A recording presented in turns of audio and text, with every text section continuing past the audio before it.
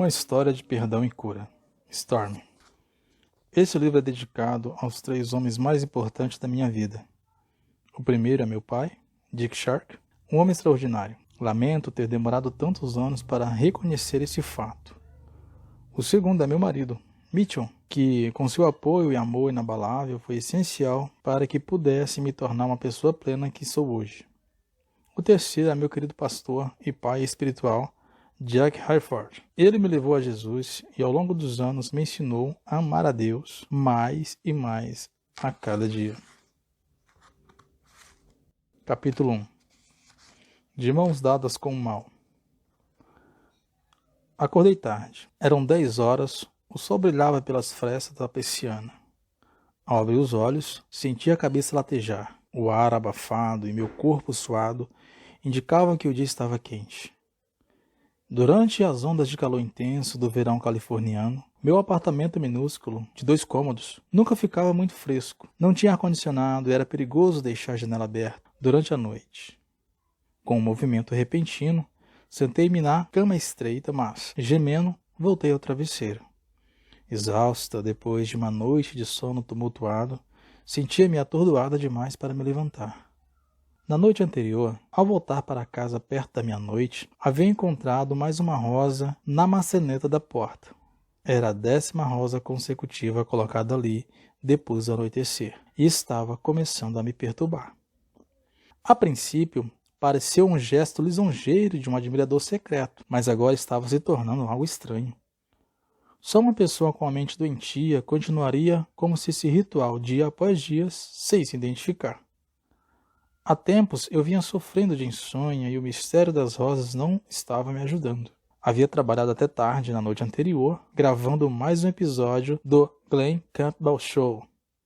Além de ser uma das beldades, loiras, curvilíneas de olhos azuis, que dançava no programa todas as semanas, também havia me tornado atriz coadjuvante.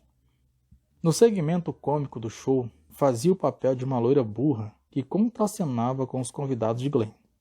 A adaptação a um temperamento diferente a cada 7 dias era um grande desafio. Tinha a impressão de que o tempo para ensaiar nunca era suficiente e sofria de dúvidas crônicas acerca da minha competência. No início, o dia da gravação, que começava antes do anoitecer e varava à noite, havia sido emocionante, mas nos últimos tempos eu só senti exaustão. Voltei a me sentar, dessa vez, lentamente, reclinando-me até o outro lado da cama para ligar a televisão. Não gostava muito de assistir à televisão, pois temia entorpecer minha mente de forma irreversível, mas naquela manhã, sem nenhum motivo óbvio, resolvi ligar o aparelho. No mesmo instante, a tela foi tomada por um noticiário relatando o esfaqueamento da atriz Sharon Tate e de outras 4 pessoas de Benedict Canyon. O local não ficava longe de onde eu morava. Fui tomada de pavor à medida que o crime hediondo era descrito em detalhes. Não conhecia Sharon Tate e seus amigos pessoalmente, mas sabia quem eles eram. Hollywood era uma cidade pequena. Eles moravam perto do meu apartamento e eu passava com frequência pela vizinhança, onde os crimes haviam ocorrido. Aqueles assassinatos teriam apavorado qualquer um. Mas comecei a sentir algo além de pavor. A sensação dentro de mim estava se transformando em terror paralisante. O problema era que Sharon Tate havia sido esfaqueada. Sempre tive medo irracional de facas. Desde que conhecia por gente, era assombrada por pesadelo recorrente em que era esfaqueada repetidamente. Só de pensar em facas eu ficava congelada de medo. A companhia do telefone desvencilhou-se por alguns momentos do terror que até então havia me mantido presa ao noticiário. Você viu o que aconteceu com Sharon Tate e os outros? Perguntou uma amiga do outro lado da linha. Recebi vários telefones desse tipo ao longo do dia. Ninguém conseguia acreditar no que havia acontecido, nem entendia o motivo. Os crimes pareciam completamente despropositados. Naquela noite, fui a um restaurante com alguns amigos e a conversa girou em torno do assassinato do dia anterior. Chegamos à conclusão de que a onda do calor estava fazendo as pessoas perder o juízo e que as drogas psicodélicas, cada vez mais comuns nos anos de 1960, estavam provocando uma espécie de loucura perversa e que se infiltrava por toda parte. Quando voltei para o meu apartamento, por volta das 11 horas da noite, havia uma outra rosa sobre a maçaneta da porta. Estremeci ao perceber, de repente, um padrão naquele ritual insano. As primeiras rosas haviam sido apenas pequenos botões. Com o passar das noites, tinham se tornado maiores e agora estavam começando a se abrir. Imaginei o que acontecia quando as flores colocavam ali estivessem completamente abertas. Mais que depressa entrei no apartamento, tranquei a porta e, ainda assustada, fui para a cama. Na manhã seguinte, liguei a televisão assim que acordei para que, se havia alguma notícia sobre o caso de Sharon Tate, o desejo de entender o que havia acontecido e o motivo daquele crime faziam minha mente arder de frustração e perguntas não respondidas. Para meu desespero, outros 2 esfaqueamentos haviam ocorrido naquela noite. Um casal de sobrenome LaBianca havia sido assassinados. Os detalhes eram semelhantes ao caso de Sharon Tate, e a polícia suspeitava que os crimes tivessem sido cometidos pelas mesmas pessoas. O medo se espalhou-se por toda a cidade. Os ricos colocavam cercas, alarmes, cães de guarda ao redor das suas casas. Os pobres começaram a trancar as janelas, as portas e não abri-las para ninguém. Rick, meu namorado, estava viajando e eu não conseguia ficar sozinho. Meu apartamento era pequeno demais para convidar alguém para ficar comigo, e eu precisava desesperadamente de companhia. Assim, naquela noite, saí com meus amigos outra vez. Quando voltei para casa, por volta de 2 horas da manhã, havia uma outra rosa na maçaneta. A flor estava começando a desabrochar. Joguei-a fora e entrei rapidamente, trancando todas as fechaduras da porta. Enquanto eu me apontava para dormir, minha mente repassava os detalhes macabros do esfaqueamento de Sharon Tate. Ela era uma jovem bonita e rica, que estava grávida, de 9 meses, e vivia numa casa com alarmes e uma cerca eletrificada. Estava completamente protegida e, ao mesmo tempo, completamente vulnerável. Ao contrário do que alguns repórteres haviam insinuado, ela e outros que haviam sido assassinados não eram o tipo de pessoa que se envolvia com o ocultismo. No entanto, também não era o tipo de pessoa que alguém esperaria encontrar morta a facadas. Se o lar de Sharon Tate havia sido invadido daquela forma, com que proteção eu podia contar? E as facas? Eu não podia sequer pensar nas facas. Outra coisa me incomodava. Algo relacionado ao espírito daquilo que havia acontecido não me era estranho. Era como deparar com uma pessoa conhecida sem saber exatamente onde havíamos nos encontrado antes. Meu envolvimento com o ocultismo não era recente. Havia começado com um tabuleiro de Ouija e horóscopo. Depois tinha mergulhado de cabeça em projeções astrais e sessões espíritas de invocações dos mortos. Era tão fascinada por numerologia que pensei em mudar meu nome quando fiquei sabendo que, se a soma das letras de um nome resultasse em um certo total, a pessoa podia tornar-se bem-sucedida, bela e realizada. No entanto, também ouvi falar de uma jovem atriz que havia pagado uma numeróloga para criar um nome para ela. Depois de adotar legalmente o novo nome, a moça havia se mudado para Nova York, a fim de começar sua vida de sucesso, e ninguém nunca mais tinha ouvido falar o nome dela. Não queria que uma numeróloga me condenasse à obscuridade, de modo que decidi procurar outros caminhos. Seguindo a moda do mundo do entretenimento, comecei a participar de cursos de hipnose. Entrava com frequência no estado de transe e dizia para mim mesma coisas que eu queria ouvir, como, por exemplo, Stormy, você é uma linda pessoa, bem-sucedida e maravilhosa. Mas, com todas as outras coisas que havia tentado antes, a hipnose só me ajudava por algum tempo e acabava me deixando pior do que antes. Depois, me dediquei à ciência da mente. Parecia perfeitamente lógico crer que não existia nenhum mal no mundo exceto aquilo que se encontrava na mente de cada pessoa. E se você conseguisse controlar a mente, também poderia controlar o número de experiências negativas que teria. Comprei todos os livros que tratavam desse assunto e li todos, eles do começo ao fim. Passei a me reunir com outros adeptos da ciência da mente. O que não foi difícil, tendo em vista que também era moda nos meios de showbiz em Hollywood, em especial entre as atrizes. Infelizmente, a ajuda pela qual eu tanto ansiava foi apenas temporária. Envolvia-me com qualquer coisa que dizia que eu tinha algum valor e que eu podia haver uma vida futura sem dor. Visitava médiuns com frequência na esperança de que me dissessem algo de bom. Quando diziam, eu ficava extasiada. Do contrário, entrava em desespero. Minha vida era cheia de altos e baixos, inteiramente desequilibrada. Ao me dedicar às religiões orientais, comecei a meditar diariamente. No entanto, o Deus que eu buscava com tanta diligência era distinto e frio, e a paz se me escapava por entre os dedos. Certa vez, quando estava no meio de uma sessão de meditação, abri os olhos e descobri que podia ver meu corpo deitado no sofá do outro lado da sala. Era a experiência fora do corpo sobre a qual eu havia lido e que tinha desejado alcançar.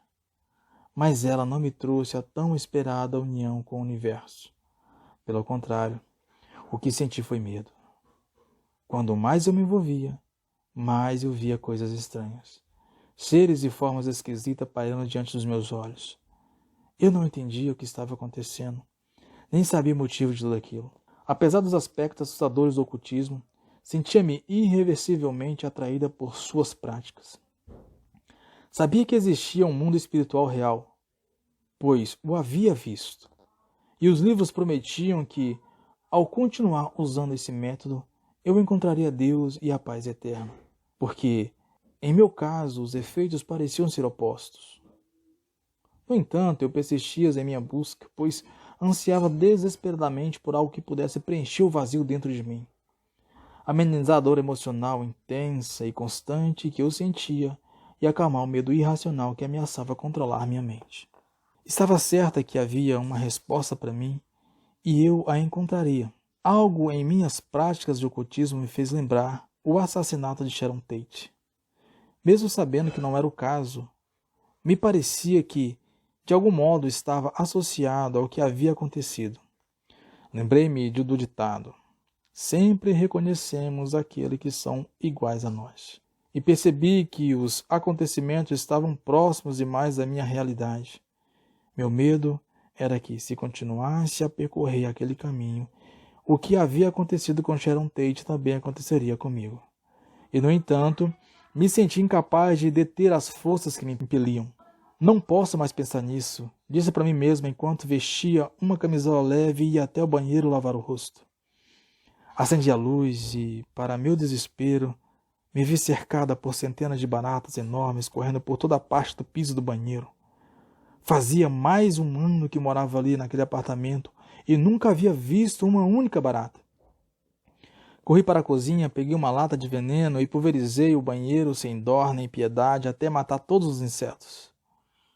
Não podia suportar a ideia de dormir enquanto ainda houvesse uma barata andando ali, e só parei quando vi mais nenhum sinal de vida. A essa altura o ar do apartamento minúsculo estava saturado de veneno. Sabia que não podia passar muito tempo trancado ali respirando aqueles gases tóxicos, mas, às 2 horas da manhã, era impossível procurar outro lugar para ficar. Abri a janela do banheiro ao máximo possível para tentar arejá-lo e dissipar o veneno dos outros ambientes.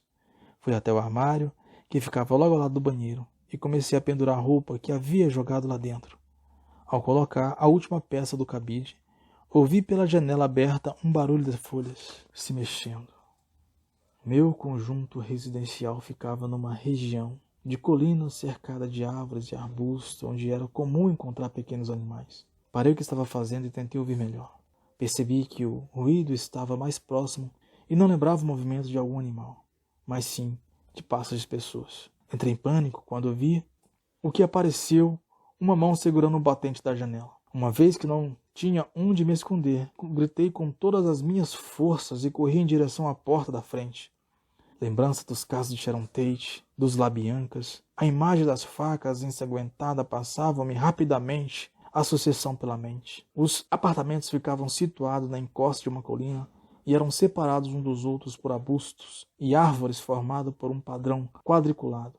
Seria perigoso demais tentar correr para outro apartamento, especialmente se não encontrasse ninguém em casa. Assim, atravessei a porta, parei de gritar, me escondi no meio de alguns arbustos mais densos. Prendi a respiração, tanto quanto pude, e senti o coração querendo sair pela garganta. Fiquei imóvel por algum tempo, talvez quase 1 minuto. Então, ouvi mais movimentos, dessa vez no telhado de apartamento perto onde eu estava escondida, que ficava acima do meu, junto à encosta da colina. Uma pessoa que estivesse na rua e passava ao lado não teria dificuldade em subir no telhado.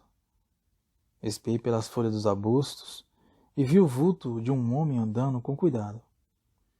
Movi uma lanterna de um lado para o outro do chão, logo à frente de mim. Vi outro vulto atrás dele e, apesar de a luz das lanternas me impedir de enxergar claramente, me pareceu que os dois estavam vestidos de preto. Um deles gritou em minha direção: "Tem alguém aí? Tem alguém aí embaixo?"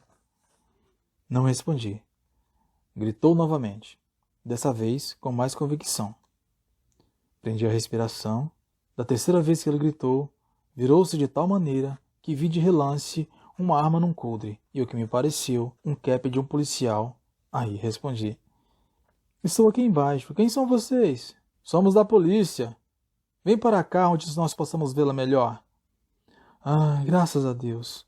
exclamei enquanto saía lentamente do meu esconderijo. Alguém tentou entrar pela minha janela, a janela do banheiro. Eu gritei, corri para fora e me escondi aqui nos arbustos. Estávamos fazendo a ronda aqui na vizinhança e ouvimos os gritos de dentro da viatura. "Fique aqui, nós vamos dar uma olhada nos fundos para ver se encontramos alguma coisa." Estava aliviada por eles terem aparecido num momento tão providencial, mas não queria ficar sozinha. Escondi-me novamente nos arbustos enquanto eles faziam a busca. Voltaram pouco tempo depois e me informaram que não havia mais ninguém por lá. Meus gritos provavelmente haviam afugentado a pessoa e que eu tinha ouvido. Os guardas acompanharam-me até o meu apartamento e fizeram uma busca minuciosa para se certificar de que não havia ninguém lá dentro. O apartamento era tão pequeno que não devem ter levado mais de 30 segundos para olhar toda a cozinha, debaixo da cama que ficava na sala, dentro do armário e do box do chuveiro. Não havia mais para onde procurar. Em outras circunstâncias, eles poderiam ter imaginado que não passava de um ladrãozinho qualquer, mas por causa do caso de Sharon Tate e dos LaBianca, pude perceber que estavam levando aquela ocorrência a sério. Meu maior desejo era que eles não fossem embora, pois eu ainda estava com medo. Em vez disso, agradeci-lhe várias vezes, desejei-lhes boa noite e tranquei a porta da frente e a janela do banheiro. Foi só depois de eles terem ido embora que me dei conta de que, em meio a todo o meu pânico, havia esquecido de lhes falar sobre as rosas na porta. Fui deitar, não consegui pegar no sono. Cada vez que ouvia algum ruído, meu corpo ficava rígido e meu coração disparava. O calor tornava quase impossível respirar e eu não conseguia dormir. No dia seguinte, Rick, meu namorado, telefonou. Havia voltado de uma longa turnê com sua banda. Antes de começar o namoro, nós havíamos cantado juntos no mesmo grupo vários anos. Contei-lhe tudo o que havia acontecido. Na noite anterior, falei das rosas e, é claro, dos assassinatos.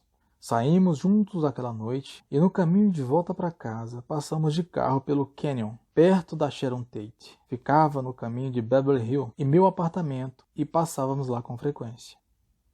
A estrada estava deserta e parecia mais escura do que era de costume. Senti um pavor subindo em minhas costas, penetrando o meu peito e chegando até a garganta, me levando à beira de uma convulsão. O medo era tão intenso que, se naquele momento alguém tivesse me tocado, certamente meu coração teria parado de bater.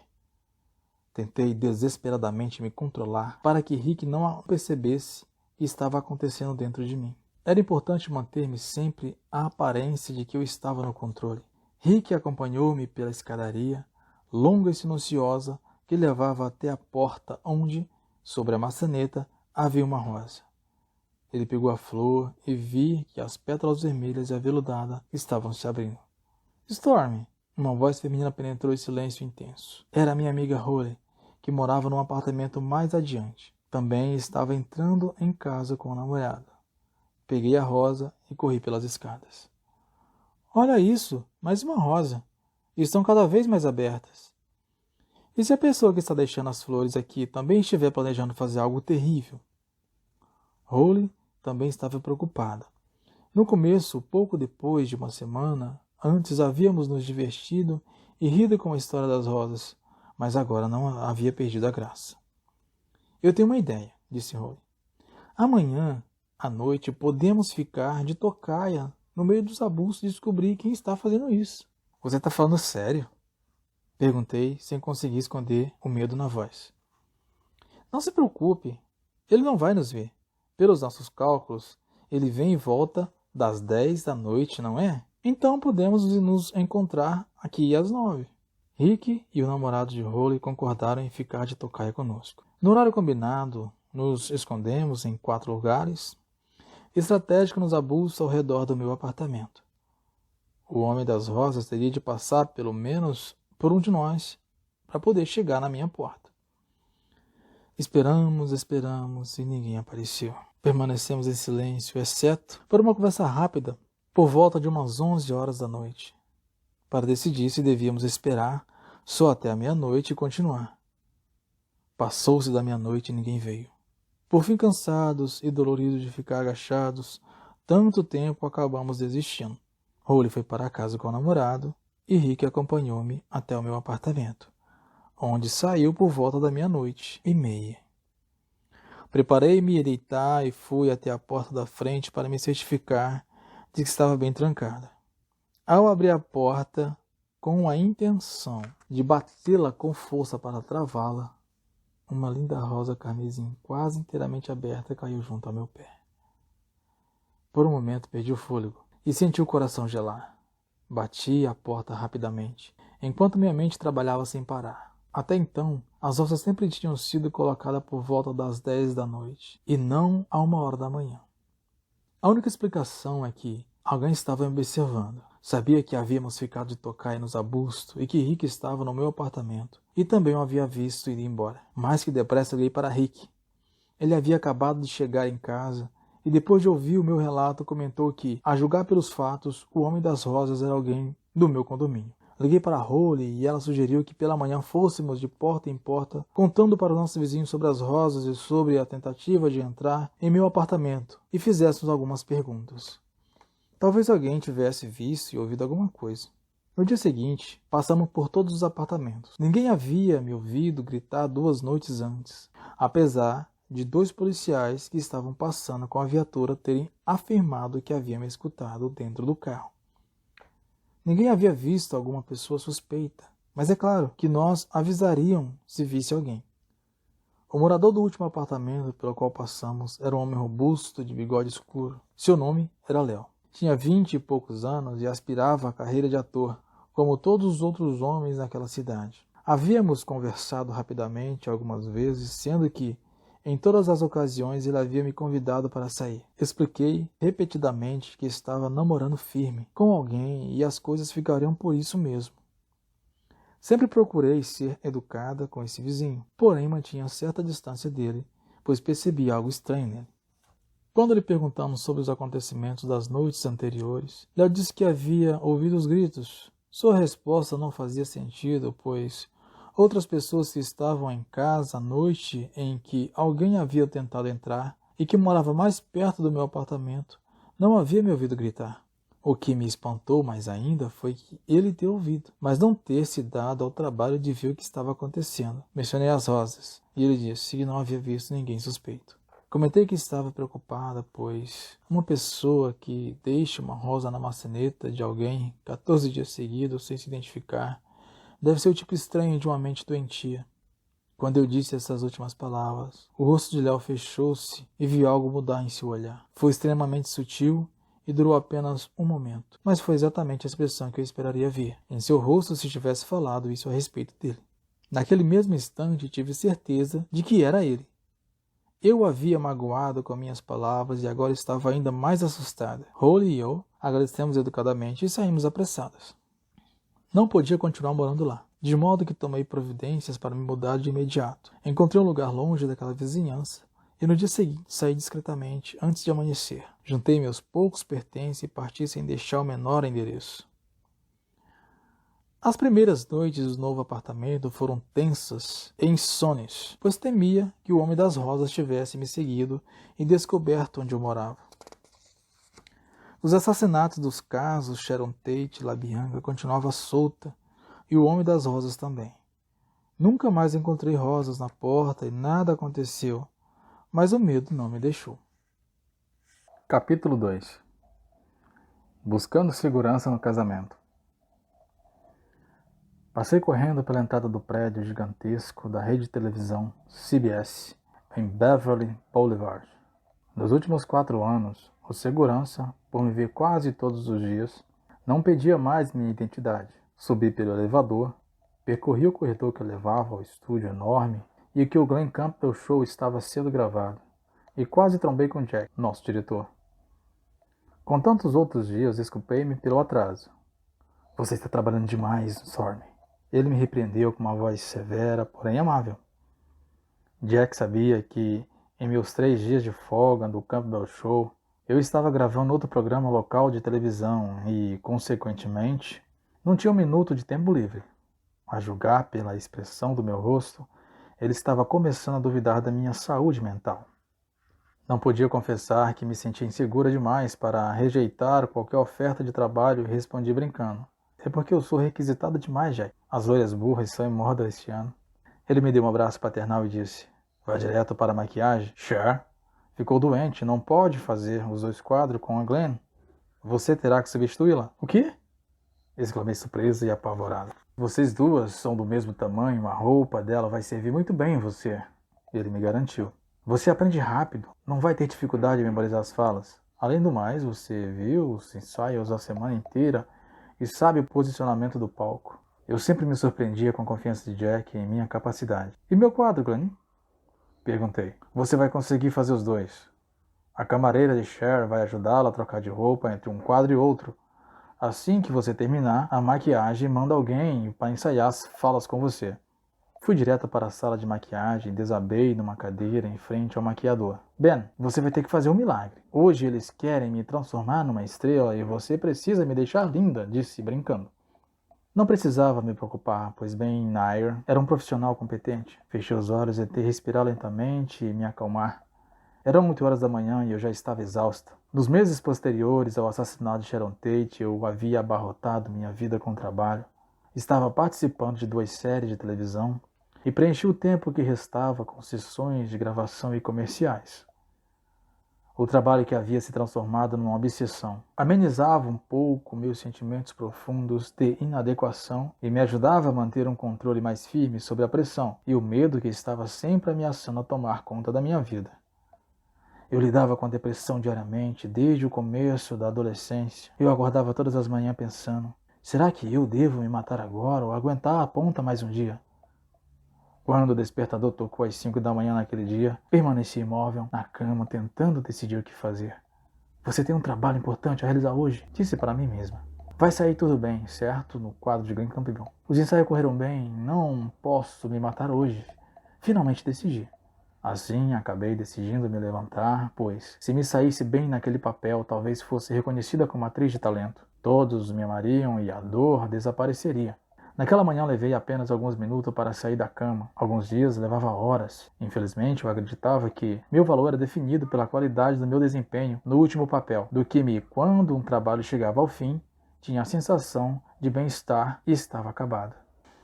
Naquela manhã levei apenas alguns minutos para sair da cama. Alguns dias levavam horas. Infelizmente, eu acreditava que meu valor era definido pela qualidade do meu desempenho no último papel. De modo que, quando um trabalho chegava ao fim, minha sensação de bem-estar também acabava. Você está linda! Exclamou Ben ao dar os últimos retoques de rímel nos meus cílios postiços. Ben, você é um gênio! Sorri para ele e fui correndo para o camarim da Cher. Uma sala sofisticada que tinha até uma estrela grande na porta.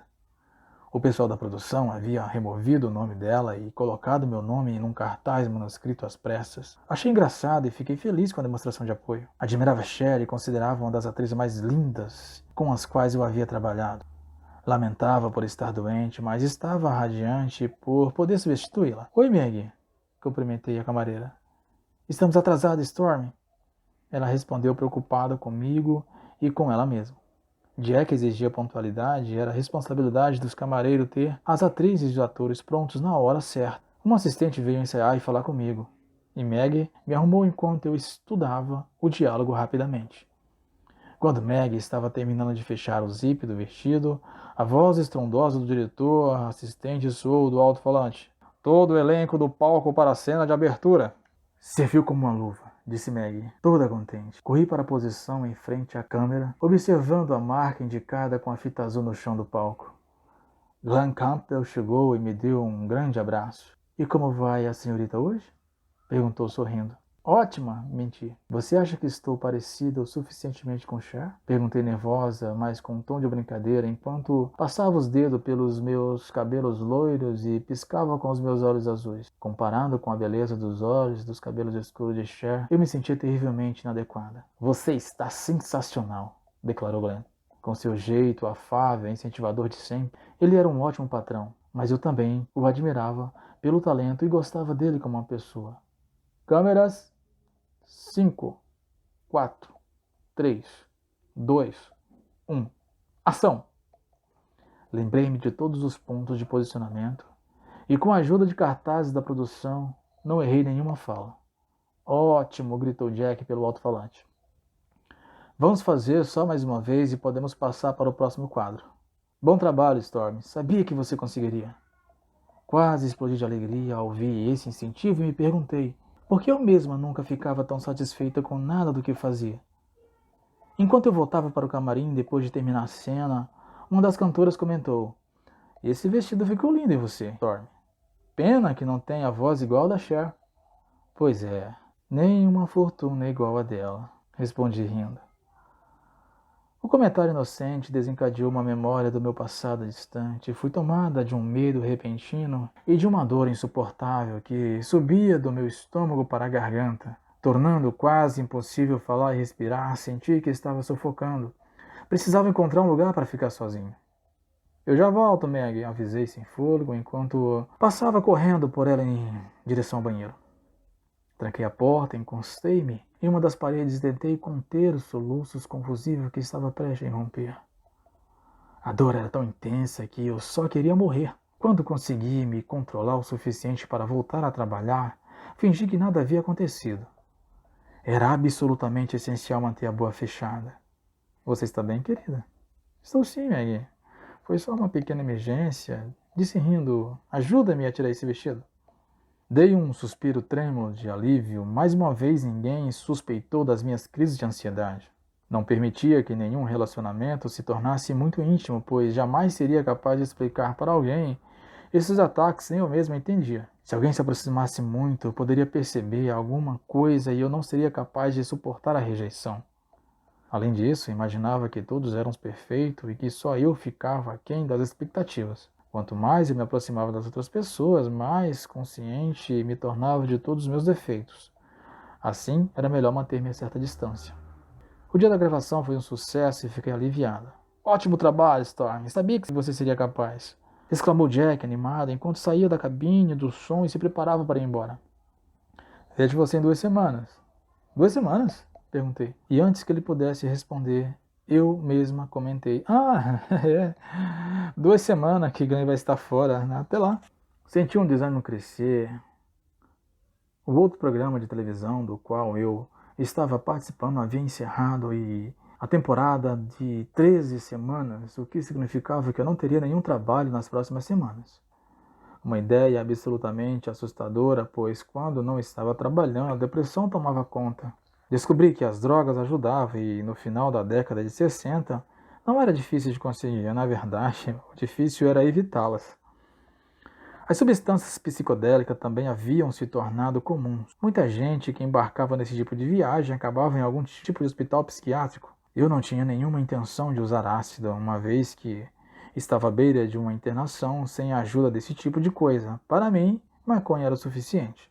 Descobri que quando estava trabalhando ou drogada era um pouco mais fácil sobreviver.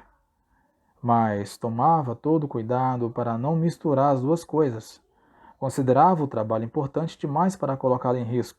Apesar de ter uma alimentação saudável e manter um programa intensivo de atividades físicas, continuava fumando e bebendo, e a maconha fazia parte em todos os encontros com os amigos. Naquela noite, tomei um remédio para dormir e fui deitar. Temendo o dia seguinte, não me surpreendi quando acordei tarde pensando: você não presta para nada. Por que não dá um basta? Você se saiu bem ontem, mas isso passou e agora não vale nada outra vez. Nunca vai ser alguém na vida. Quem pensa que está enganando? Todo mundo sabe que não tem talento, você não é ninguém.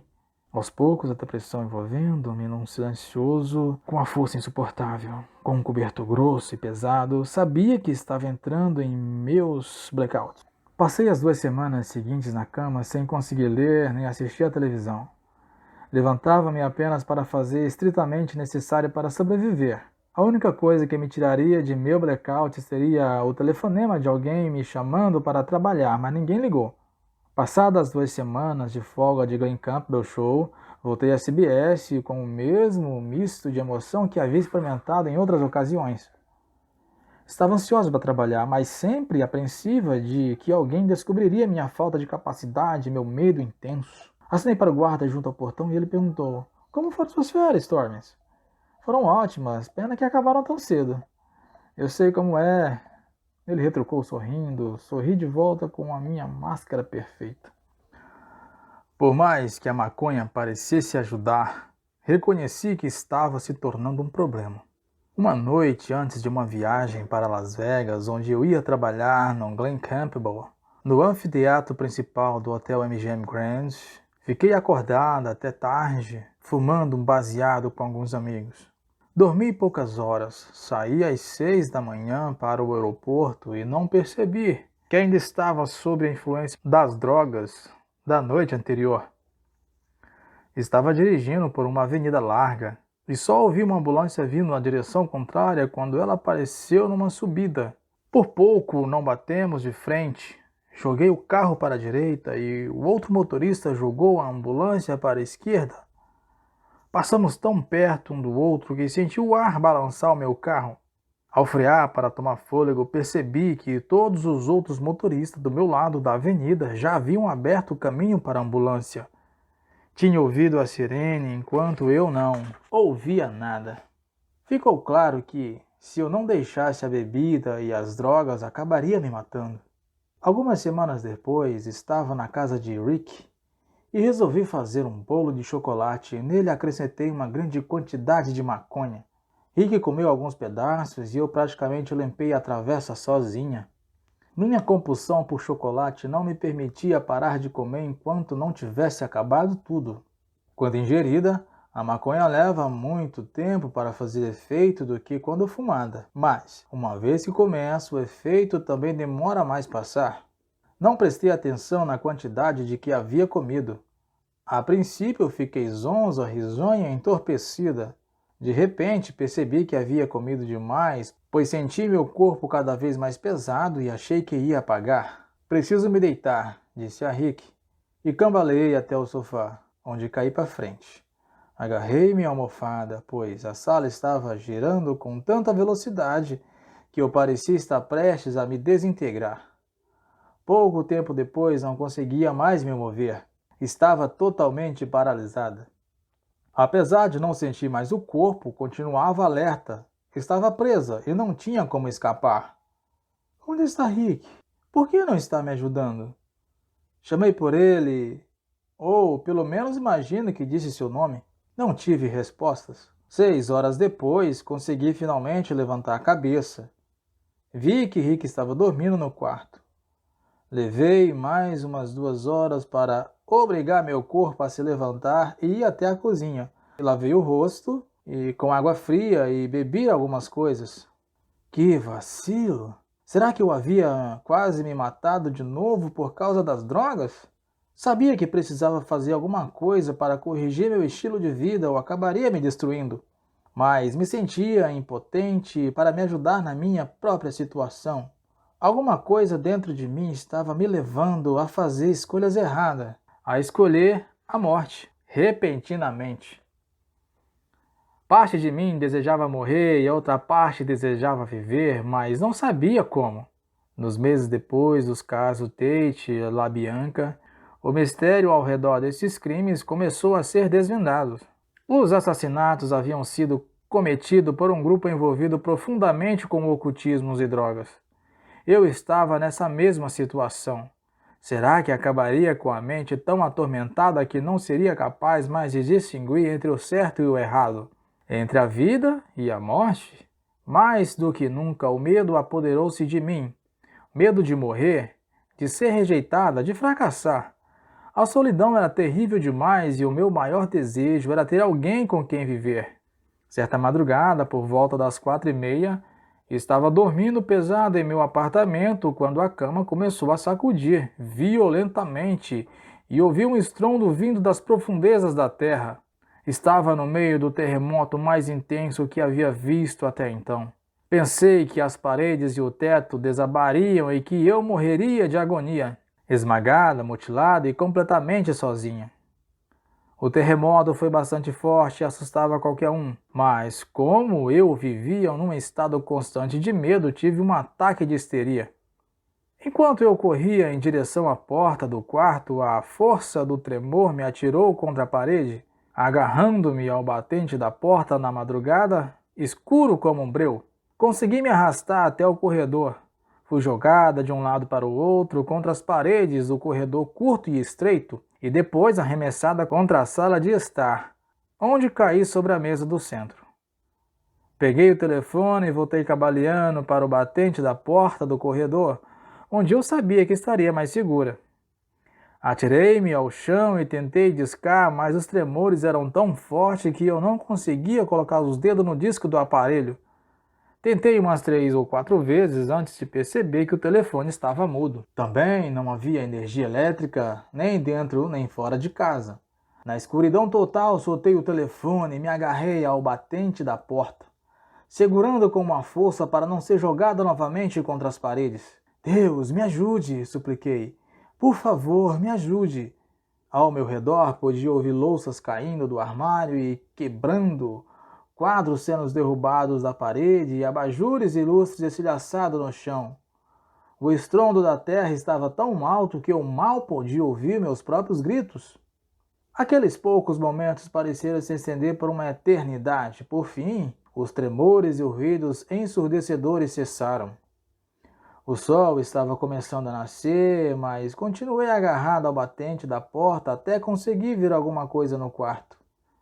Vesti-me às pressas, peguei minha bolsa e saí de casa sem verificar os estragos. Naquele momento, essa era a última das minhas preocupações. Terremotos intensos como aqueles eram seguidos em outros tremores capazes de derrubar telhados. Meu maior medo era morrer sozinha.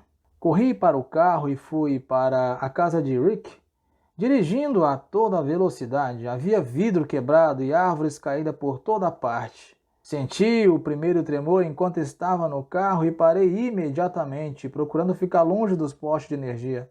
A estrada se contorcia como se fosse feita de borracha. Imaginei a terra se abrindo e me engolindo. Quando o tremor passou, prossegui com cuidado. No caminho para casa, Rick resolveu que não podia mais ficar sozinha. No entanto, não poderia convidar uma amiga para dividir o apartamento comigo, pois minha longa e constante série de namorados seria suficiente para irritar até a mais paciente das mulheres. Precisava de afeição de um homem, mas não tinha coragem de simplesmente viver com alguém sem compromisso. A solução era me casar, e o candidato mais provável era Rick.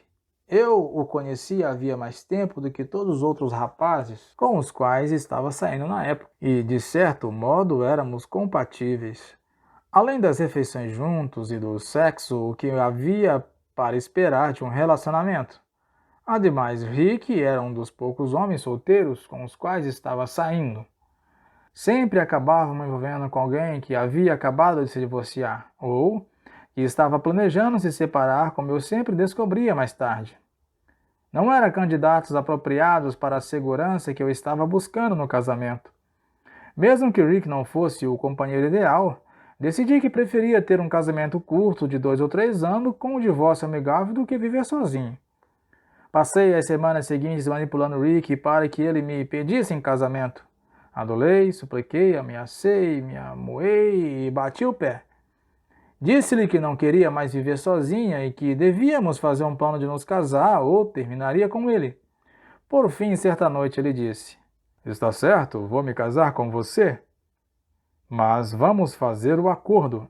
Eu dou a entrada numa casa e você fica com as prestações e as outras contas mensais. Eu aceitei. Naquele momento teria concordado com qualquer coisa. Assim que Rick pagou a entrada da casa, marcamos a data. A família dele era católica e, apesar de nunca tê-lo ouvido falar de Deus, ele insistiu que tivesse uma cerimônia católica. Que me importava? Podia ser até uma cerimônia budista, eu só queria um companheiro para dividir uma casa. 4 semanas antes do casamento, recebi o convite de Terry Stewart, uma cantora com a qual eu tinha amizade, para participar da gravação de um disco cristão. O trabalho estava sendo coordenado por Jimmy Owens, que, junto com a esposa de Carol, estava gravando um musical chamado Mostra-me, que os dois haviam escrito. Eram os 3 dias inteiros de trabalho que eu aceitei com empolgação. Desde o primeiro momento, a gravação foi tranquila e agradável, constatando claramente com o estresse e a pressão de outras gravações em Hollywood. A única pessoa que eu conhecia no estúdio de Terry, ela me informou que todos ali eram cristãos, mas nunca mencionou que eu não era. Observei cada pessoa com atenção. Para mim, os cristãos encaixavam-se em 2 categorias. Ou eram insensíveis e chatos e usavam a Bíblia como arma para acertar você na cabeça, ou eram sem graça, tediosos e desinteressantes, totalmente desprovidos de personalidade. Mas os cristãos naquela gravação eram diferentes. De certa forma, eram sem graça, pois ninguém bebia, fumava, usava drogas, contava piadas sujas ou falava palavrões. Assim percebi logo que enquanto estivesse com eles também não poderia fazer essas coisas. Como eram que se divertiam? No entanto, havia algo puro e atraente neles.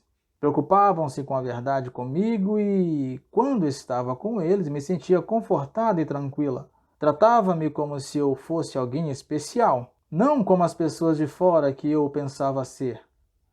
Num dos intervalos do primeiro dia, Terry apresentou-me para um rapaz sobre o qual ele havia comentado várias vezes nas últimas semanas. Pelo jeito, ele imaginava que formaríamos um par perfeito, o que me deixou um tanto desconfiada, mas ao mesmo tempo curiosa. No instante em que nos encontramos, coloquei todas as dúvidas de lado. Ele era lindo de morrer. Tinha cabelos escuros, grossos e encaracolados, uma pele morena maravilhosa e os outros grandes e expressivos herdados de seus antepassados armênios. Também era determinado e cheio de energia, e me apaixonei por ele assim que o vi. Storm, este é Mitchell, o Martian. Terry apresentou-nos e deixou-nos a sós. Mitchell era cordial, amigável e extremamente agradável.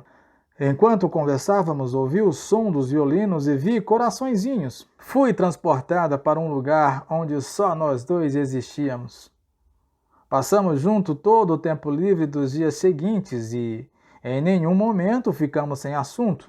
Durante o intervalo, nós dois ficamos no estúdio enquanto os outros tomavam café. Mitchell começou a tocar piano e me aproximei, observando-o e ouvindo-o atentamente. Quando ele terminou a música, comentei com admiração: Mitchell, você é um dos melhores pianistas que já ouvi. Ele sorriu, olhou para as teclas e balançou a cabeça. É muito gentil da sua parte, mas não tem sido fácil encontrar trabalho. Disse com um tom de frustração. Você é extremamente talentoso, é só uma questão de tempo, as pessoas reconhecerão isso. Eu havia passado tempo suficiente em Hollywood para saber que eu estava dizendo a verdade, não só o bajulando. Isso depende dos planos de Deus, ele disse. Deus? O que ele tem a ver com isso? Indaguei. Você sabe de alguma coisa sobre Jesus? Ele me perguntou. Claro. A ciência da mente ensina que ele foi um homem bom. Toque mais alguma coisa, respondi, mudando logo de assunto. Observei como ele tocava com vontade e me senti profundamente atraída por ele. A segurança e a energia que ele transmitia eram irresistíveis. A minha confusão aumentava na proporção direta à minha atração por ele. Pensei em Rick e nossos planos de nos casarmos. O que estou fazendo? Perguntei-me. Não tinha resposta, então fiquei em silêncio. No final do terceiro dia, convidei Mitchell para ir ao meu apartamento e tomar uma bebida saudável. Ele havia comentado que há semanas estava tentando se livrar de um resfriado e nenhum descongestionamento funcionava. Depois de muito tempo fazendo uma dieta natural, sabia de várias coisas que poderiam ajudá-lo a melhorar. Oi, Mitchell. Sorri com entusiasmo e abri a porta. Não vi a hora de ficar na companhia dele de novo. Ele respondeu com um oi um tanto indiferente, como se não fosse a mesma pessoa que havia conhecido no estúdio. Nós conversamos muito enquanto eu preparava uma mistura de levedo de cerveja, germen, de trigo, laticina, vitamina C, acidófilos e mais uma porção de coisas batidas no liquidificador com um copo de suco de uva. A julgar pela expressão dele enquanto bebia, estava certa de que ele estava com medo de aquela mistura pudesse matá-lo. No entanto, minha credibilidade foi resgatada quando, uns 20 minutos depois, ele começou a sentir o efeito descongestionante. Conversamos sobre as trivialidades por algum tempo, pela grande hesitação da parte dele. Algo havia mudado. No estúdio ele havia se mostrado amigável, mas agora tinha um ar diferente. Não entendi. Talvez eu tivesse interpretado mal a cordialidade dele do estúdio. Ou talvez ele não se sentisse à vontade de estar no meu apartamento tarde da noite. Afinal, ele era um daqueles cristãos. Também era possível que tivesse percebido em mim a porção de uma coisa da qual não havia gostado. Ele foi embora, deixando-me sozinha com minhas tristezas e confusão. Eu havia me sentido tão bem durante nossas conversas no estúdio, mas o encontro daquela noite havia sido pesado demais.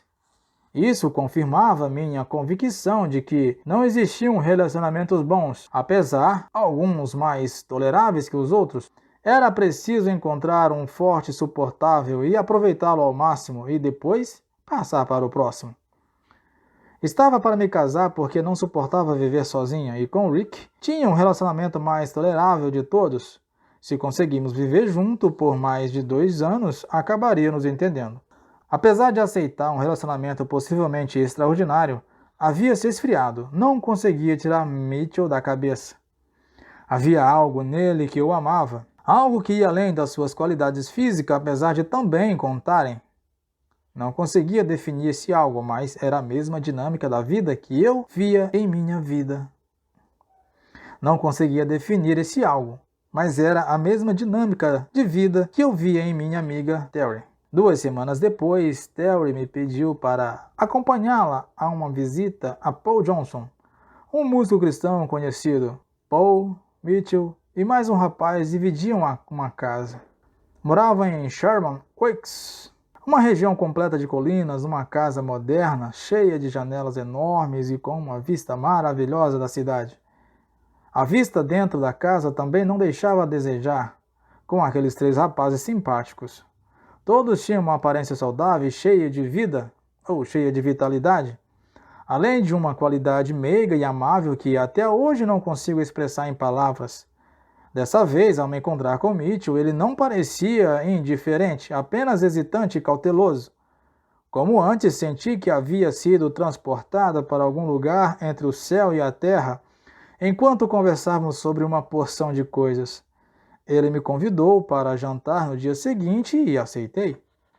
No restaurante, nossa conversa começou a passar de coisas, lugares e pessoas para assuntos mais profundos relacionados aos nossos sentimentos. Ele explicou sua frieza ao me visitar em meu apartamento. Terry havia lhe contado que eu estava para me casar, uma notícia que o deixou perturbado e perplexo. Terry achava que você estava cometendo um erro, ele disse com veemência, e eu também. Sei que é um erro, mas não posso fazer nada. As coisas já estão encaminhadas, agora não tem volta. Contive as lágrimas que começaram a brotar. Não podia explicar como tinha pavor de viver sozinha. Como não merecia nada melhor e como temia que se alguém descobrisse o tipo de pessoa que eu era de fato, não ia me querer. Como poderia lhe dizer que eu não acreditava na existência de bons relacionamentos? Pelo menos não para mim. Faltava pouco mais de uma semana para o meu casamento e eu e Mitchell saímos juntos todos os dias, sem que Rick sequer perguntasse onde eu ia. Numa dessas ocasiões, Mitchell veio me buscar para irmos jantar e Rick passou por meu apartamento. Apresentei Mitchell e Rick saiu sem jamais pedir explicações. Esse episódio mostrou como nosso relacionamento era nebuloso. Rick e eu mal nos víamos nas 2 semanas antes da cerimônia, e era evidente que a ideia de nos casarmos não fazia nenhum sentido.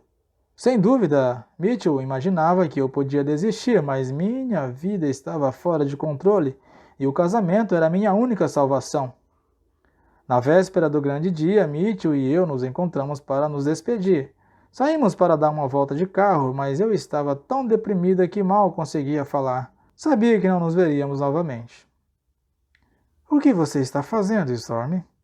perguntou ele com uma voz transbordando de frustração. "Você está se casando com um homem que não te ama e que não o ama. Todo mundo acha que você está cometendo um erro terrível. Eu sei que sim. Você pode dar um basta nisso agora. Por que não desiste do casamento?" "Não posso, Mitchell", respondi com um tom suplicante. Como eu queria que ele entendesse, mas ninguém entendia, nem eu mesma. Sei que não faz nenhum sentido, mas não posso voltar atrás. Meu medo e minhas necessidades emocionais intensas estavam tomando as decisões. A insegurança era maior do que minha capacidade de fazer algo sensato. Mitchell parou o carro à beira da estrada, pegou minha mão e disse: "Você sabe que eu te amo muito?" "Eu também amo você", respondi, me atirando aos seus braços e começando a chorar. "Eu te amo mais do que jamais amei qualquer outra pessoa. Então, por que você não cancela o casamento?" insistiu com um traço de raiva na voz. "Eu não posso", respondi aos prantos. "Não posso." Minha resposta deve tê-lo deixado absolutamente confuso. Nenhuma pessoa normal se comportaria daquela maneira. Ninguém estava me obrigando a casar. A escolha era minha. Algumas semanas antes, quando Mitchell havia me falado rapidamente sobre Jesus, eu não tinha prestado atenção. Imaginava que uma identificação com o cristianismo era o mesmo que um suicídio intelectual e eu não queria saber disso. Por que eu não tinha ouvido o que ele havia tentado me dizer? Agora é tarde demais. Apesar de parecer quase impossível abrir mãos de um relacionamento puro e belo como o nosso, eu sabia que precisava esquecer Mitchell e continuar tratando das questões de sobrevivência. Depois de nossa despedida, Mitchell partiu e chorei até pegar no sono, como quem lamenta a morte de uma pessoa querida. Na manhã seguinte, acordei com a depressão e os pensamentos suicidas de sempre. A sensação de futilidade era maior do que nunca. Eu ia me casar. Essa era a única alternativa viável para a minha vida e sentia como se estivesse rumando para o inferno. Superei a depressão matinal tentando me convencer de que estava casada. Seria melhor do que viver sozinho. Por um momento pensei em Mitchell. Quando ele descobrisse que eu era de fato, certamente me rejeitaria. E essa rejeição acabaria comigo. Precisava encontrar um pouco de segurança e alívio para minha solidão e medos intensos. Precisava encontrar um lugar no mundo a qualquer preço. Num estado completamente desapaixonado, cumpri os rituais com Rick e nos casamos. Minha descida ao inferno começou logo em seguida. A alternativa viável para a minha vida e sentia como se estivesse rumando para o inferno. Superei a depressão matinal tentando me convencer de que estava casada. Seria melhor do que viver sozinho. Por um momento pensei em Mitchell. Quando ele descobrisse que eu era de fato, certamente me rejeitaria. E essa rejeição acabaria comigo. Precisava encontrar um pouco de segurança e alívio para minha solidão e medos intensos. Precisava encontrar um lugar no mundo a qualquer preço. Num estado completamente desapaixonado, cumpri os rituais com Rick e nos casamos. Minha descida ao inferno começou logo em seguida.